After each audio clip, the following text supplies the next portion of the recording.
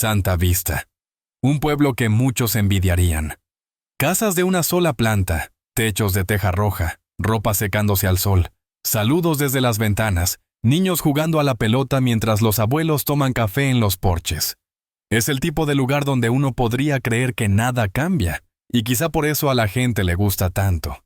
Aquí los cumpleaños se celebran con pasteles caseros, las noticias se comentan de balcón a balcón, y todos saben el nombre del panadero, del maestro, del policía del barrio.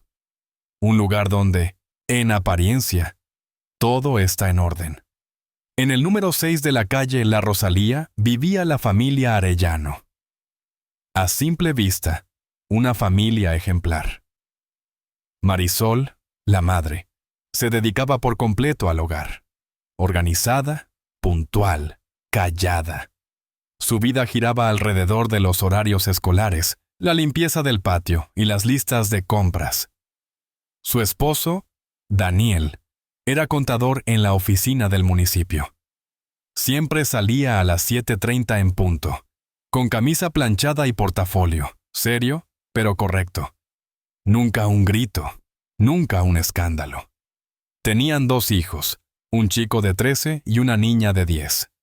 Estudiaban en un colegio privado del pueblo, participaban en actividades extracurriculares, tenían amigos y cumplían con sus deberes.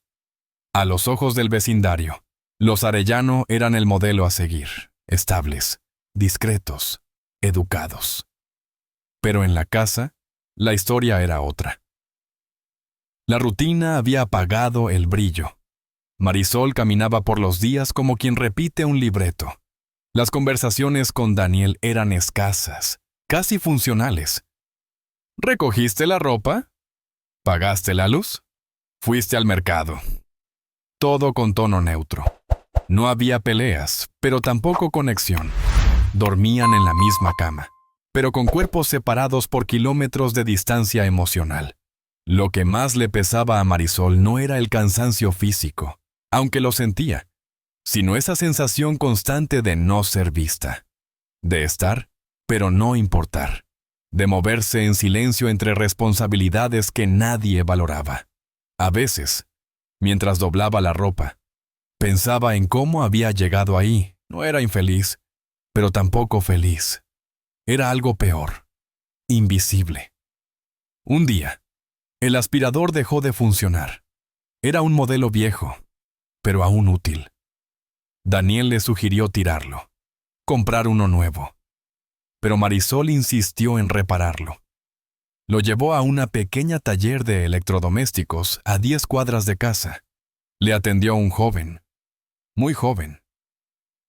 Moreno, delgado, con manos marcadas por el trabajo. Se presentó como Sergio. Fue educado, atento. No prometió milagros, pero dijo que haría lo posible. La conversación fue breve, pero para Marisol tuvo algo diferente. Una manera de mirarla directo a los ojos. De hablarle con interés genuino. No fue nada importante, pero al volver a casa, pensó en eso. En cómo 5 minutos con un extraño habían sido más estimulantes que horas con su esposo. Al día siguiente salió a hacer compras. Tomó un camino más largo, pasó por el taller, sin motivo claro. Y al día siguiente, otra vez. Primero con excusas válidas. Que el exprimidor hacía ruido, que el secador no encendía. Y aunque los aparatos efectivamente fallaban, no eran la razón real de su visita. Algo había comenzado a cambiar, y ni ella misma sabía hacia dónde iba. Pero era la primera vez en mucho tiempo que se sentía presente. Sergio tenía 21 años, delgado, de rostro sereno y manos ásperas por el trabajo constante. Y aunque su presencia pasaba desapercibida para la mayoría, en su entorno inmediato era indispensable.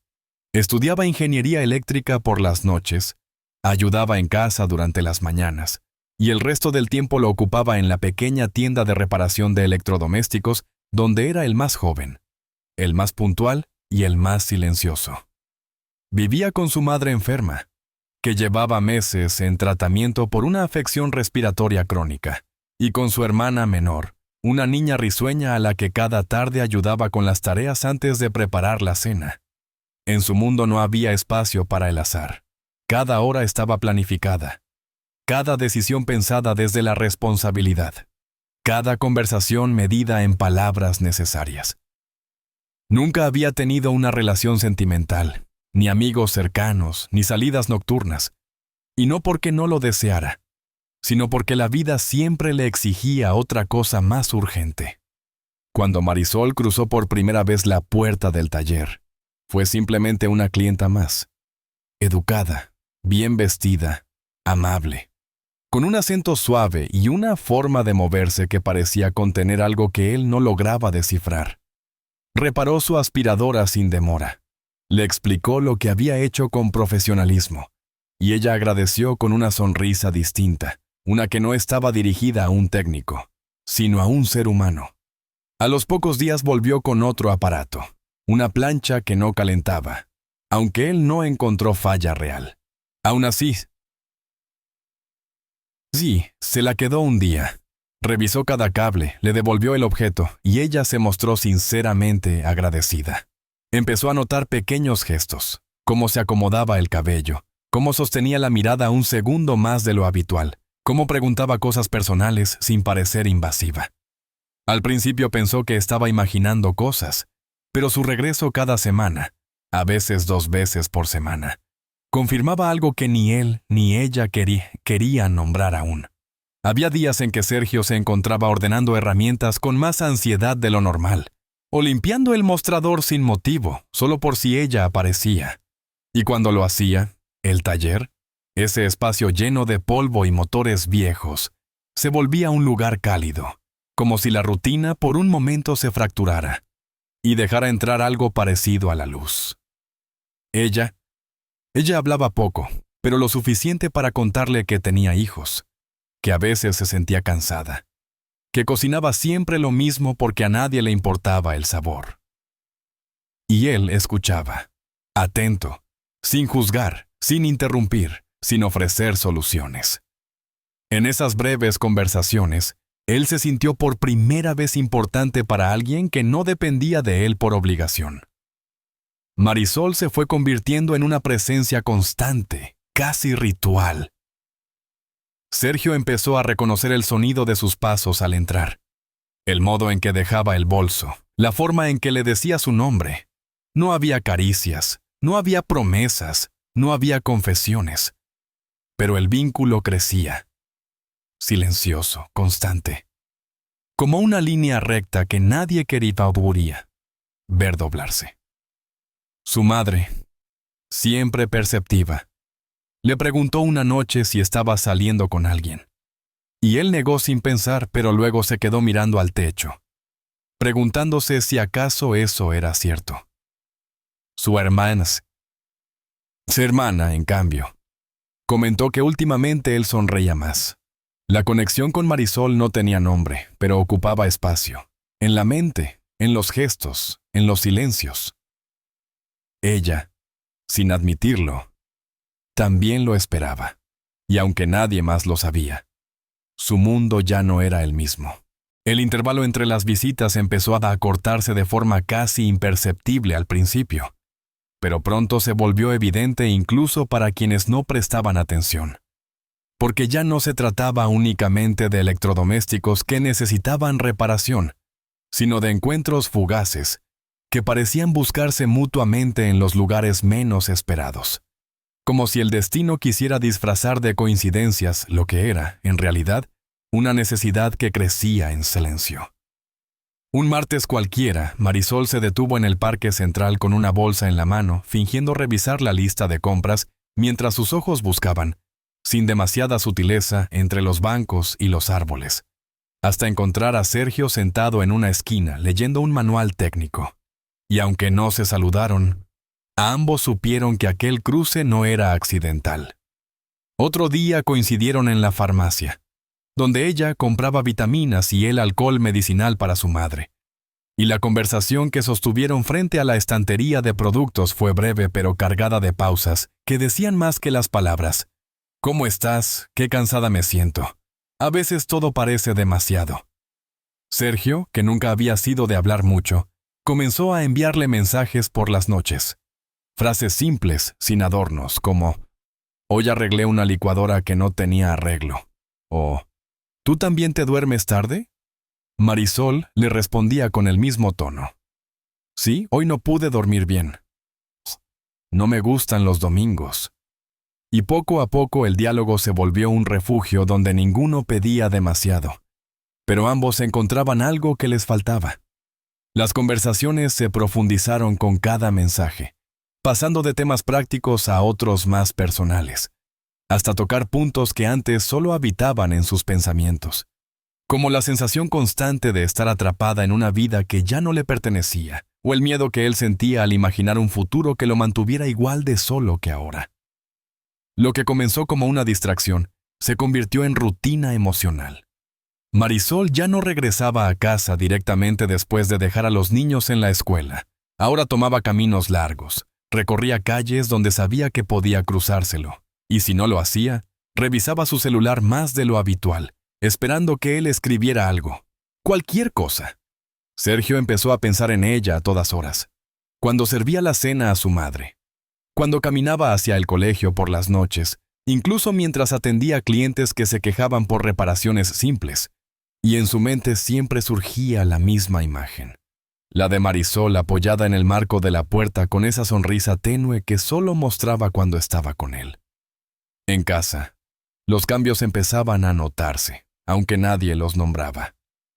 Marisol evitaba las cenas familiares. Se quedaba más tiempo en la cocina con la excusa de lavar platos que ya estaban limpios. Y a veces respondía cosas que no tenían sentido cuando sus hijos le hablaban. Daniel notó que algo era distinto, la forma en que ella se ausentaba mentalmente en medio de una conversación, cómo olvidaba pagar una cuenta o cómo cerraba la puerta sin mirar atrás. Su hija, una tarde, la vio sonreír mientras leía un mensaje en el celular, y aunque no entendió el contenido, percibió que esa sonrisa no era para nadie de la casa. Una vecina también hizo una observación al pasar, comentando que Marisol solía tomar ahora el autobús desde la parada opuesta a la habitual, una que iba en dirección contraria a su domicilio. Nadie sospechaba aún lo que se estaba gestando, pero el ritmo de los días ya había cambiado, y con él, la fragilidad de los límites comenzaba a desdibujarse. La historia, sin que nadie lo supiera, había dejado de ser cotidiana y empezaba a acelerarse, arrastrando a cada uno de sus protagonistas hacia una dirección incierta donde la lógica dejaba de ser guía y la emoción tomaba el control. El primer café no fue planeado como un encuentro íntimo, ni como una señal de algo mayor, pero fue, sin duda, el momento en que lo invisible tomó forma, porque aquella mañana Marisol se levantó con el impulso de hacer algo fuera del guión, algo que rompiera el automatismo que la estaba ahogando. Así que sin pensarlo demasiado se puso una blusa que no usaba desde hacía meses. Se peinó con más cuidado del habitual y escribió un mensaje que decía simplemente: «Si tienes un rato, conozco una cafetería tranquila», y lo envió antes de convencerse de que no debía hacerlo. Sergio respondió con un sí, casi instantáneo, corto pero cargado de expectación. Y a la hora acordada llegó puntual, con una camisa limpia, nervioso, intentando disimularlo con gestos mecánicos como revisar el reloj o acomodar el celular sobre la mesa. La cafetería estaba lejos del centro, en una esquina poco transitada, con pocas mesas, cortinas pesadas y un ambiente tenue que parecía diseñado para proteger secretos. Y eso, precisamente, era lo que buscaban ambos.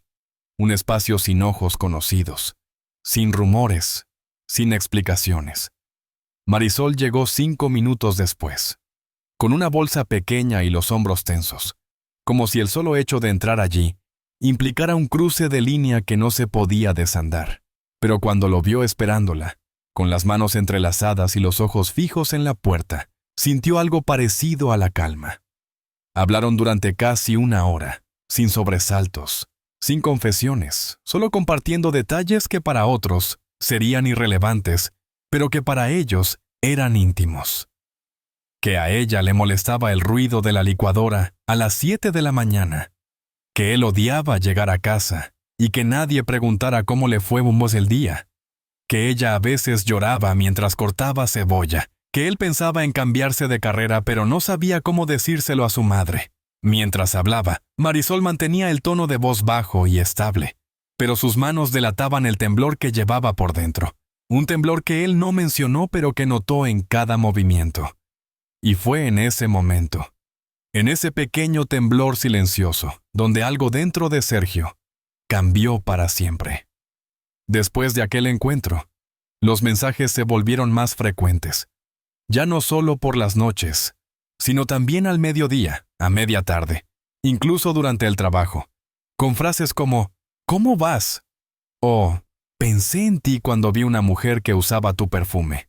Y aunque ella intentó mantener cierta distancia al principio, pronto se encontró pendiente del celular como si esperara algo vital. Sergio empezó a pasar por el taller incluso en días que no le tocaba turno, con la excusa de arreglar el inventario o ayudar al jefe con tareas pendientes, pero en realidad lo hacía porque había empezado a contar con la posibilidad de verla entrar en cualquier momento. Una tarde de sábado, sin aviso, se acercó al barrio de Marisol, caminó unas cuadras y se detuvo frente a su casa, sin tocar el timbre, solo mirándola desde la distancia como quien intenta confirmar que lo que siente tiene una forma concreta. Marisol lo notó al día siguiente, cuando reconoció su figura desde la ventana del pasillo, parada junto al árbol de la esquina, y sintió una mezcla de sorpresa y vértigo que le cerró el estómago. Intentó alejarse, dejar de responder durante un par de días, centrarse en sus hijos, en su rutina, en su esposo, pero Sergio comenzó a escribirle con más frecuencia, deseando mantener la cercanía que habían construido. Una tarde coincidieron fuera del supermercado, y él expresó con franqueza que había temido perder ese vínculo especial entre ellos. Y entonces ella entendió que algo había cruzado el límite de lo manejable. Quiso hablar con alguien, contárselo a su amiga o incluso a Daniel, pero no encontró las palabras, porque ni siquiera ella sabía cómo se había llegado hasta ahí. Daniel, por su parte, empezó a notar cada vez más detalles, cómo ella ocultaba el celular al entrar a casa, cómo salía con excusas poco convincentes, cómo evitaba las preguntas, y aunque no la enfrentó directamente, comenzó a guardar sus mensajes en una carpeta privada, no por desconfianza explícita, sino por una intuición que no podía ignorar. Cada mañana comenzaba igual. El reloj marcaba las 6:30. La alarma sonaba con el mismo tono monótono. Y Marisol se levantaba en automático, preparaba el desayuno, organizaba las mochilas de los niños, respondía a preguntas escolares sin escuchar realmente. Y todo parecía seguir funcionando. Pero bajo esa fachada de normalidad, empezaba a formarse una tensión sorda, como una cuerda estirada al límite que nadie veía, pero que lo atravesaba todo. En la cocina los platos se apilaban con más frecuencia. La ropa limpia se acumulaba sin doblar.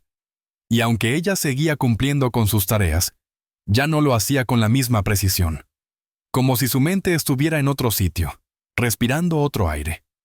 Su hijo mayor, siempre observador, comentó una tarde que mamá parecía más cansada últimamente, y su hija recordó haberla escuchado llorar mientras se duchaba, sin saber si era por dolor físico o por algo que no se decía en voz alta. Los vecinos también empezaban a notar pequeñas rarezas. Verla caminando 2 veces al día por la misma calle, en horarios que no coincidían con ninguna actividad habitual, o quedarse detenida frente a tiendas sin entrar, como si solo necesitara un pretexto para no regresar a casa. Sergio, por su parte, comenzó a mostrarse más impaciente, más presente, más demandante, y sus mensajes pasaron de ser atentos a insistentes, de «espero que estés bien» a «¿por qué no contestas?».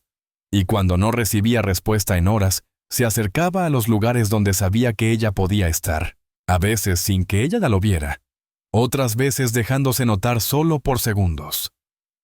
Un día Sergio se encontraba caminando por la zona escolar, y se detuvo unos momentos a observar el entorno, sumido en sus pensamientos, sin ninguna intención particular.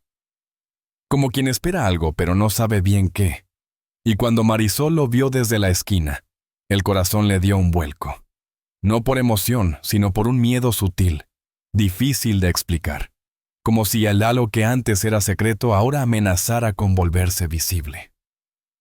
Esa noche intentó llamarlo para hablar, para poner un límite sin herir, para explicarle que necesitaba espacio.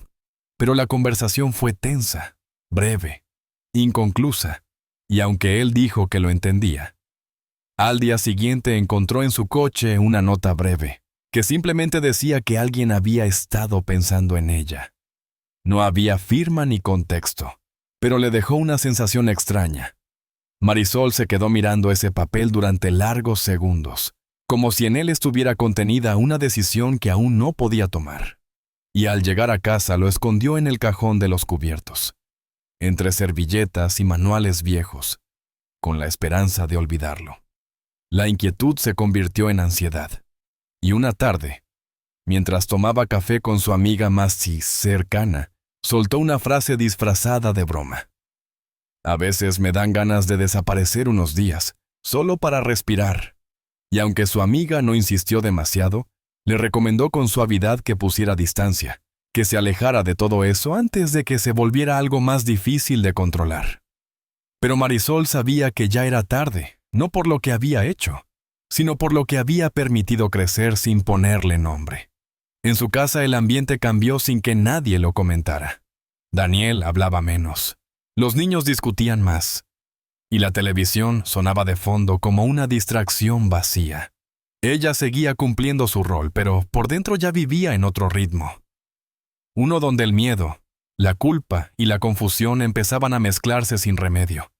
Nadie había cruzado aún una línea visible, pero los efectos de lo no dicho ya estaban presentes. Como sombras que se movían dentro de cada gesto cotidiano, cada silencio prolongado, cada mirada que evitaba otra mirada. La mañana comenzó con el mismo cielo despejado de siempre, con el mismo canto de pájaros y el mismo olor a pan recién hecho, que recorría las calles de Santa Vista.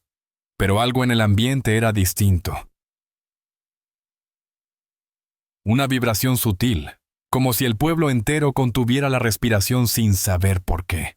Y fue justo al amanecer cuando los primeros murmullos comenzaron a correr. Primero entre vecinos que salían a barrer las aceras, luego entre los niños que iban rumbo a la escuela.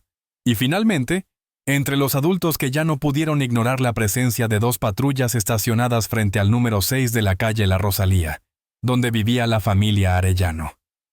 No había gritos, no había sirenas, no había caos, solo movimientos precisos, rostros serios y pasos firmes que iban y venían entre la casa y la banqueta. Y aunque nadie decía nada oficialmente, bastó ver la cara de Daniel al subir al coche, pálido, ojeroso, los labios apretados y la mirada perdida, para que todos entendieran que algo serio había pasado.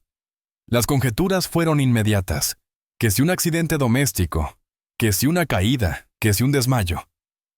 Pero ninguna explicación encajaba con la llegada de una ambulancia sin prisa pero con determinación, ni con la presencia de un agente de la policía estatal que hablaba por teléfono desde la acera, sin apartar los ojos de la casa. Algunos vecinos salieron con discreción, fingiendo regar las plantas.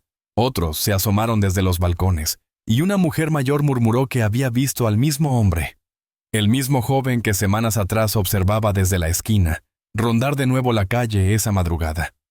Nadie lo dijo en voz alta, pero todos pensaron lo mismo.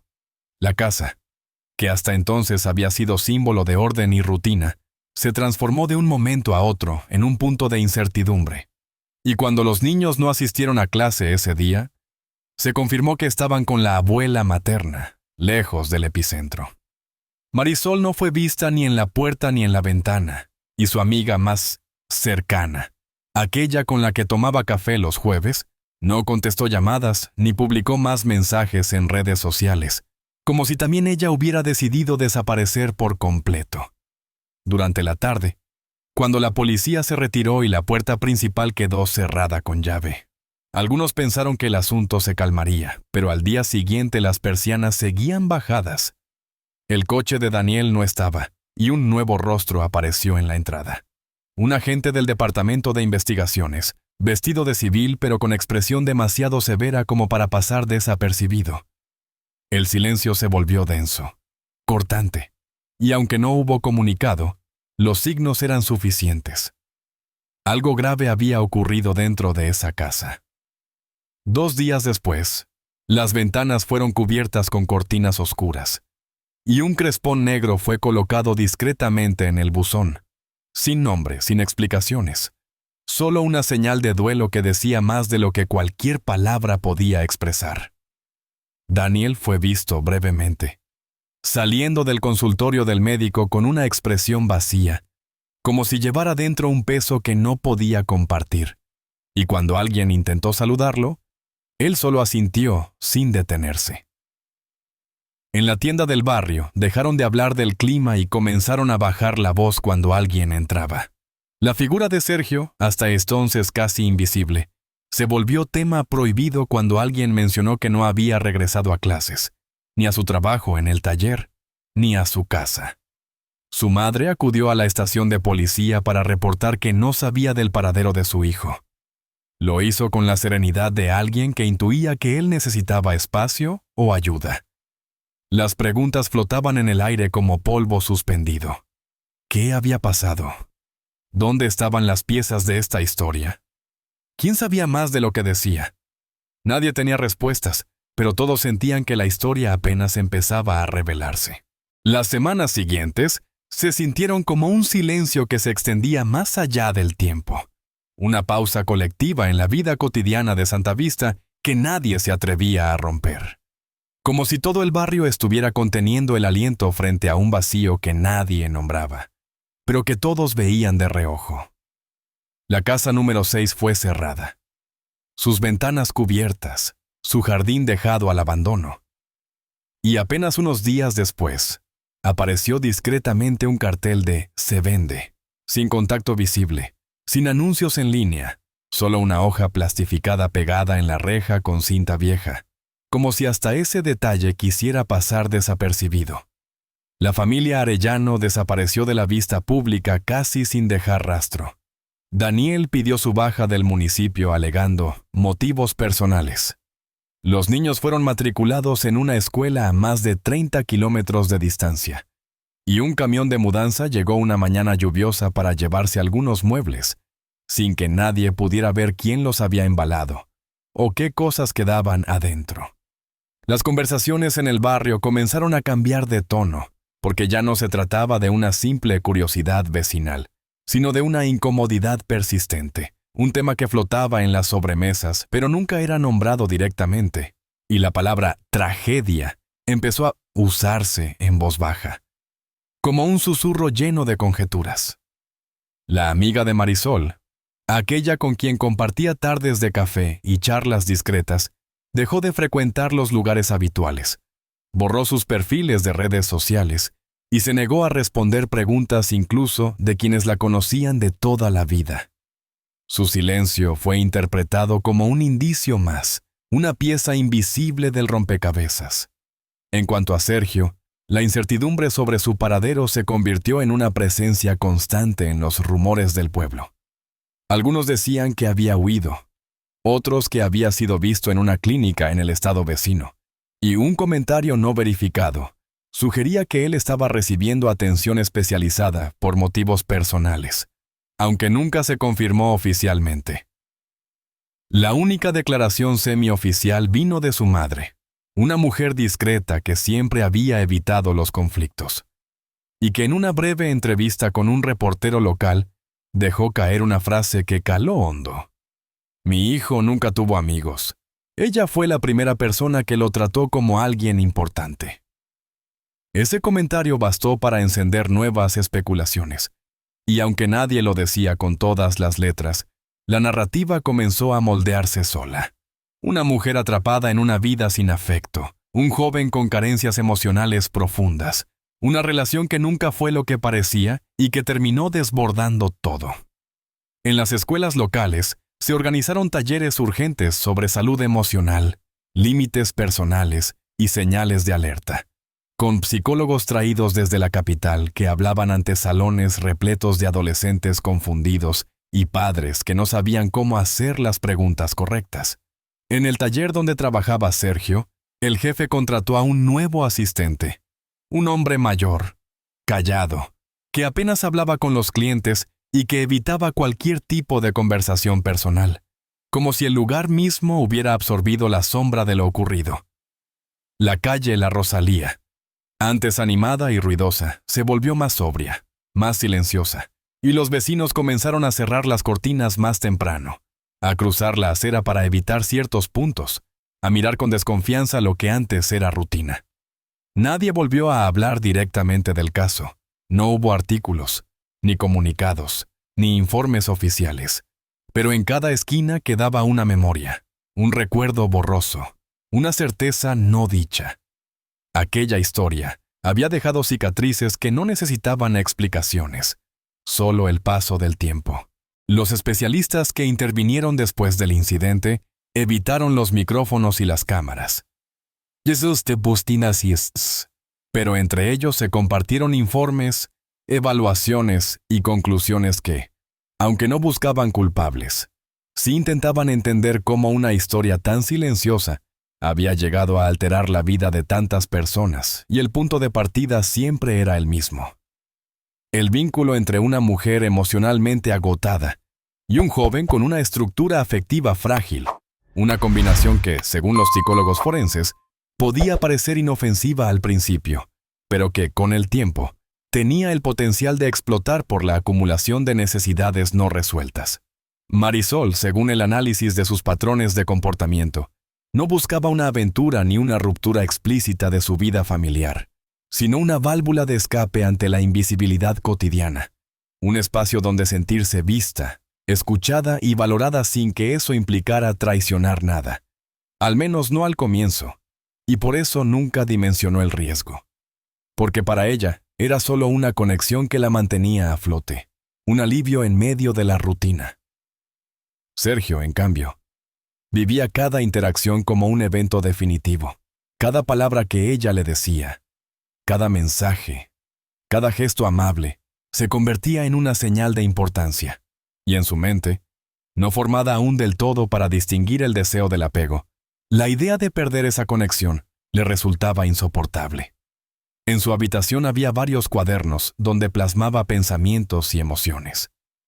Algunas páginas mostraban reflexiones sobre el distanciamiento emocional, expresadas de forma reiterativa, intentando comprender lo que sentía, y dibujos de rostros sin nombre, todos femeninos, todos similares, todos con la misma expresión ambigua.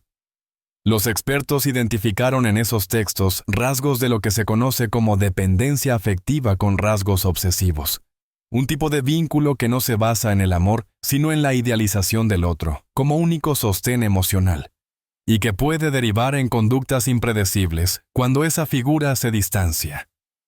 También hallaron borradores de cartas nunca enviadas, algunas dirigidas a Marisol, otras simplemente escritas como monólogos, donde expresaba una mezcla de angustia, confusión y necesidad de permanencia, como si todo su mundo estuviera sostenido por una sola persona, y cualquier amenaza a esa presencia lo sumiera en el caos. No se compartieron detalles oficiales, pero se mencionó que la persona estaba siendo acompañada por profesionales para asegurar su bienestar emocional. Pero más allá de los diagnósticos, lo que más impactó a quienes estudiaron la situación fue la evidencia de que ningún adulto cercano había percibido a tiempo la magnitud del problema. La madre de Sergio, aunque amorosa, estaba ocupada sobreviviendo, enfrentando su propia enfermedad y sosteniendo a su hija menor, sin notar que su hijo estaba construyendo un universo interno al que nadie más tenía acceso. Daniel, por su parte, intuyó un cambio en su esposa, pero optó por el silencio, por una vigilancia pasiva, acumulando pruebas en secreto en lugar de preguntar directamente. Y la amiga de Marisol, que tal vez sospechó algo, eligió no intervenir más allá de un consejo vago. La historia de la familia Arellano nunca fue contada de manera oficial. No apareció en los periódicos, no fue cubierta por ningún canal de televisión local, ni mencionada en comunicados del municipio, pero sobrevivió en forma de susurros que circulaban entre pasillos, de frases entrecortadas durante los recreos escolares, de silencios compartidos en las reuniones vecinales donde todos sabían más de lo que decían. Y aunque cada versión variaba en detalles, todas coincidían en lo esencial. Algo se rompió dentro de una casa donde parecía que nada podía pasar. En la calle La Rosalía, durante meses no se escuchó música. No hubo fiestas infantiles ni reuniones en los porches. Como si el eco de lo ocurrido hubiera dejado una huella que nadie sabía cómo borrar. Y hasta el viento parecía moverse más lento frente al número 6, como si también evitara perturbar lo que ahí permanecía suspendido. Los vecinos más antiguos, aquellos que habían vivido décadas en la zona sin alteraciones, comenzaron a cerrar sus cortinas más temprano, y los nuevos apenas cruzaban la calle sin levantar la mirada, porque todos sabían que esa casa, aunque vacía, seguía habitada por una memoria difícil de enfrentar. Cuando por fin alguien compró la propiedad, una pareja joven que venía de otra ciudad, y buscaba comenzar de cero, los vecinos no dijeron nada. Pero al verlos pintando las paredes y colgando cortinas nuevas, sintieron una mezcla de alivio y culpa, como si estuvieran permitiendo borrar una historia que todavía dolía. Los nuevos dueños comentaron en una conversación casual que la casa era extrañamente silenciosa, no por los ruidos del barrio, sino por algo más profundo, como si las paredes aún contuvieran un eco invisible. La ausencia de Sergio también dejó rastros que no desaparecieron del todo. Un cajón vacío en el taller, una ficha de estudiante archivada con la palabra inactivo. Un nombre que, al ser mencionado, provocaba miradas incómodas y cambios de tema. Algunos jóvenes del pueblo comenzaron a compartir entre ellos códigos no escritos sobre cómo manejar relaciones en línea, cómo notar señales de obsesión o dependencia, y aunque nadie lo conectaba directamente con lo sucedido, todos sabían de qué estaban hablando. Incluso entre los adultos, ciertas frases se convirtieron en advertencias veladas, como «No juegues con los sentimientos de alguien que no sabes cómo va a reaccionar». O a veces el silencio es más peligroso que el escándalo. Y esas frases, dichas casi como refranes, eran el reflejo de una comunidad que había aprendido a temer a lo invisible. Porque en Santa Vista, donde antes todo parecía estar bajo control, la historia de Marisol y Sergio se transformó en una lección no escrita sobre cómo una serie de decisiones pequeñas, casi insignificantes, podían desencadenar consecuencias que marcaban generaciones. La historia de Marisol no tiene moraleja clara, no encaja en el molde de los relatos con enseñanzas evidentes, ni puede resumirse en frases simples sobre el bien y el mal. Porque no fue una historia de amor, ni una historia de crimen, ni siquiera una historia de traición en su forma tradicional, sino una secuencia de momentos humanos, frágiles, imperfectos, impulsivos, que se entrelazaron hasta formar una cadena de consecuencias imposibles de detener. Y por eso duele más, porque podría haber sido la historia de cualquiera. Marisol no fue una villana, ni una víctima en el sentido convencional, sino una mujer que buscaba sentirse viva en medio de una rutina que la marchitaba lentamente, que necesitaba ser mirada con ojos nuevos y tocada con palabras que no vinieran del deber, sino del deseo de estar presente. Sergio tampoco fue un monstruo, ni un caso perdido, sino un joven solitario cuya necesidad de afecto superó su capacidad de manejar la cercanía, que confundió atención con amor, presencia con promesa, y construyó un universo emocional que se vino abajo cuando sintió que iba a perder aquello que le daba sentido. Daniel no fue un marido cruel ni distante por elección, sino alguien atrapado en la comodidad de lo predecible, que dejó de mirar a su esposa cuando aún había tiempo, que eligió el silencio por miedo a las respuestas, y que cuando quiso recuperar el control, ya era tarde para evitar que el equilibrio se desmoronara. Nadie actuó con intención de dañar, pero todos tomaron decisiones que, sumadas, empujaron los límites de lo posible hacia lo irreversible. La relación que comenzó como un diálogo casual entre una clienta y un técnico, se convirtió en un punto de fuga para dos personas que no sabían cómo pedir ayuda, y lo que parecía un juego inocente de escapismo emocional, terminó revelando las grietas profundas que cada uno cargaba por dentro. Lo que ocurrió fue resultado de una acumulación de emociones no resueltas, que terminó afectando a todos los involucrados. Miradas sostenidas, mensajes nocturnos, encuentros disfrazados de casualidad, palabras no dichas que pesaban más que las confesadas. Nadie se dio cuenta de la magnitud del problema hasta que el daño ya estaba hecho, porque todos subestimaron la fuerza de lo invisible, de lo emocionalmente urgente, de lo que se esconde detrás de la educación y las buenas maneras. En Santa Vista, un pueblo donde no pasa nada, donde los relojes marcan siempre la misma hora y las puertas se cierran sin prisa, la historia de Marisol cambió algo que no se puede nombrar. La certeza de que lo cotidiano es seguro, de que lo conocido es estable, de que los dramas solo viven en otras casas. Esta no es una historia sobre culpables, sino sobre límites que se desdibujan, sobre necesidades que se disfrazan de rutinas y sobre el precio silencioso de no hablar cuando aún es posible. Todo comenzó con una conversación simple, con una sonrisa sin compromiso, con una búsqueda de atención que parecía inofensiva, pero terminó como terminan las tragedias más profundas, con un vacío que nadie se atreve a mirar directamente. Hoy, Santa Vista sigue en pie. Sus calles siguen limpias, las cortinas se siguen corriendo al atardecer. Pero algo quedó distinto, algo invisible que habita en la memoria compartida, y que recuerda que a veces el fin no llega con ruido, sino con gestos pequeños que, al sumarse, cambian una vida entera sin posibilidad de retorno. Gracias por ver esta historia. Explora complejos dilemas morales, el peso del pasado y las consecuencias de ocultar la verdad.